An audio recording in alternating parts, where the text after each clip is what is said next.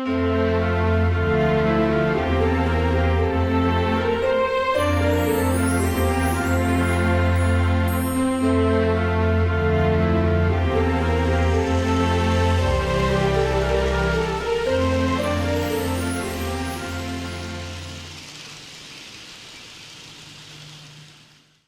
and welcome to day 4 of the 12 days of N-Scale. This is a 12-part series where I share the joy of running my N-Scale trains on a very temporary holiday layout. Now the last 3 days you saw my oldest locomotives run. That would be my Pennsylvania Railroad steam locomotive, my trolley, and my Chessie diesel. Today we're going to move into the trains that I bought in the mid-90s. I had a very short-lived layout in one of my apartments. I had big plans for that layout, but I also had cats, and that was not very compatible. So this diesel here is one of my favorites in the collection. This is a Kato, and it's a Reading Lines SD45.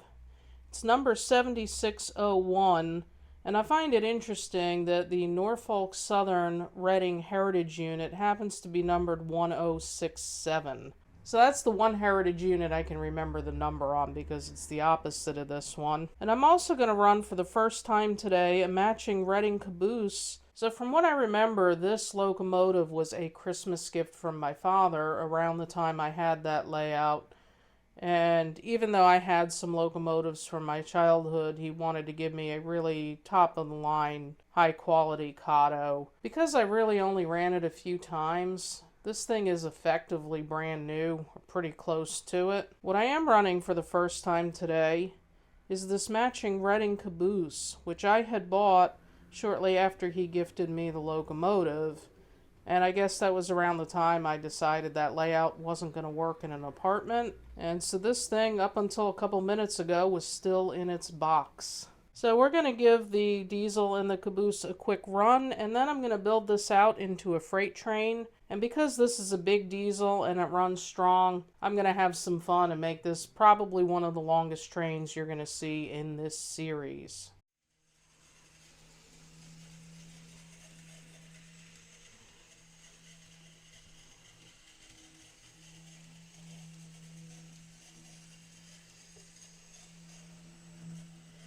So you can hear this does run a little bit loud. It kind of has a screechy sound to it.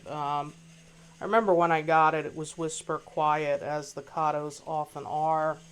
So I'm going to be doing some locomotive maintenance over the winter. I'll probably just take this apart and clean it up and lubricate it just to be safe. Okay, folks, I've got us a nice long train ready to run. We've got our Reading diesel here, and another first run car is going to be this Reading coal hopper. This I bought just a couple of months ago at a model train show in Scranton, Pennsylvania. And I should note, for those of you who may be wondering, Reading is one of the railroads that got merged into the Reading, Blue Mountain, and Northern Railroad, which happens to be my current favorite. That's the one that I film most often, and one of the main things they hauled was coal, just like Reading and Northern. And Reading was one of my two favorite railroads growing up. I was very fond of the Reading Railroad and the Pennsylvania Railroad. So my dad made a really good choice in picking this diesel out for me because that is one of my favorite railroads. So I am going to run it with every coal car that I have, at least the ones that have the Rapido style couplers. Luckily, this older car, when I bought it at the show, did. So we have a Reading car, Penn Central car. Let's fly this camera, which is kind of like a drone on a stick, over to the other side. We have Penn Central, we have Chessie, we have the Kato, we have Peabody. That was my #1 favorite coal car as a kid. We have a little covered hopper from the Lehigh Valley Railroad. That was also a mid-90s purchase, which I'm not sure, I may or may not have run it before, but it's more or less new old stock as well. We've got a Reading boxcar, which I've had for a while, and then some of my old favorites from when I was a kid, the Railbox and the Rock. And then I'm not even sure what railroad that covered hopper is, but it's pretty cool. It's one of my bigger cars. And last but not least, we've got the Reading caboose. And I hope the N-scale people who live in these buildings, I hope they're rail fans because they're getting a lot of train action today. So let's get this train moving.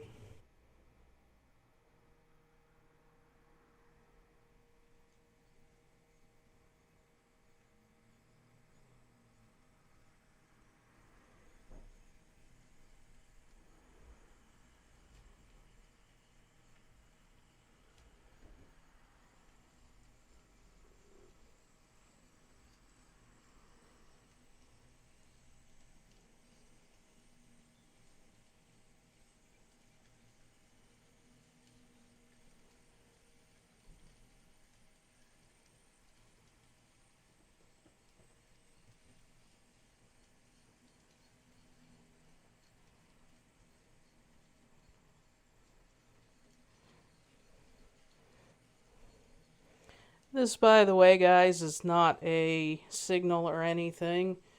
It just happens to be how I supported the wires. I'm actually running this off battery power. That's something I'll talk about in another video.